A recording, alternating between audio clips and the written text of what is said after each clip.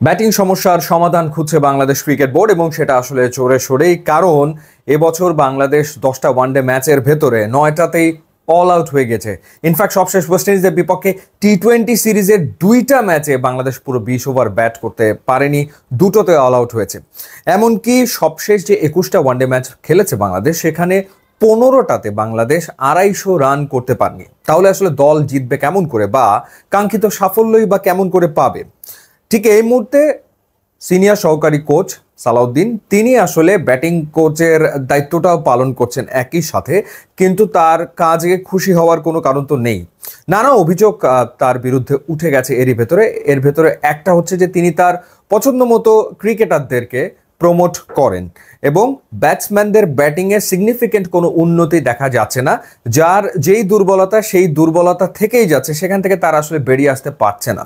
তো সেই ক্ষেত্রে ব্যাটিং কোচ আসলে কি করছেন, বা এই যে সিনিয়র সহকারী কোচ সালাউদ্দিন, যিনি মান্থলি বেতন পাচ্ছেন রেকর্ড 10 লাখ টাকা, এর আগে কোনো দিন কোনো লোকাল কোচ এত টাকা বেতন পাননি, কিন্তু তিনি বেতন পাচ্ছেন, কিন্তু তার কাজের পারফরমেন্স তিনি দেখাতে পারছেন না, ব্যর্থ হচ্ছেন বারে বারে। সেই কারণে এখানে একটা বড় ধরনের পরিবর্তন আনার কথা ভাবছে বিসিবির যে নয়া বোর্ড সেটি, এবং সেখানে আলোচনায় রয়েছেন মোহাম্মদ আশরাফুল, জাতীয় দলের সাবেক ক্রিকেটার, যিনি ঠিক এই মুহূর্তে কোচিং পেশায় যুক্ত রয়েছেন।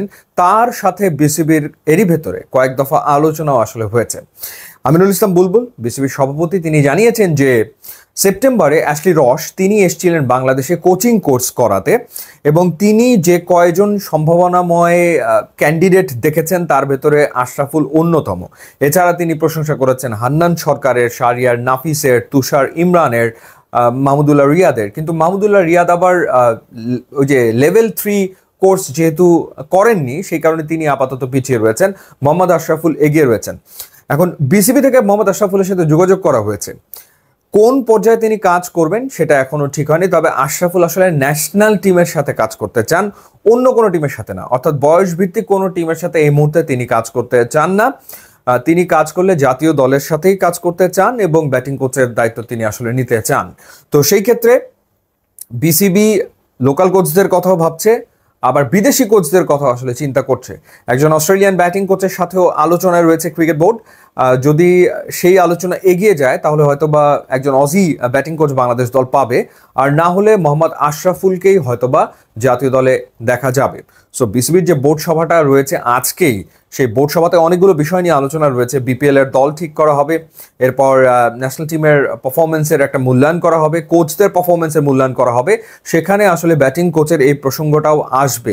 যদিও ক্রিকেট অপারেশনসের চেয়ারম্যান নাজমুল আবেদিন ফাহিম বলেছেন যে ঠিক এই মুহূর্তে তাদের কোনো পরিকল্পনা নেই, কিন্তু এটা তার কথা, স্পষ্টভাবেই একটা ভাগ আমরা লক্ষ্য করছি, একটা বিভক্তি লক্ষ্য করা যাচ্ছে। মানে সেই ক্ষেত্রে একদিকে নাজমুল আবেদিন ফাহিম এবং সালাউদ্দিন তারা একভাবে দল পরিচালনা করতে চান, আবার এই যে নতুন যে ডিরেক্টররা নির্বাচিত হয়েছেন তাদের ভেতরে যে 4 জন সাবেক ক্রিকেটার বা ক্যাপ্টেন রয়েছেন, যেখানে খালেদ মাসুদ পাইলট রয়েছেন, আব্দুর রাজ্জাক রাজ রয়েছেন, ফারুক আহমেদ রয়েছেন, আমিনুল ইসলাম বুলবুল রয়েছেন, তারা আবার একটা কমিটি নিজেদের মতো করে নিতে চান, বা এটাকে তারা আসলে কমিটি নামও দিতে চান না, যেটাকে তারা একটা ছায়া কমিটি অনেকেই বলছেন।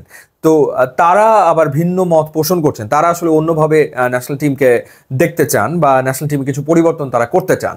সো দেখা যাক শেষমেশ বোর্ড সভাতে আসলে কি সিদ্ধান্ত হয়।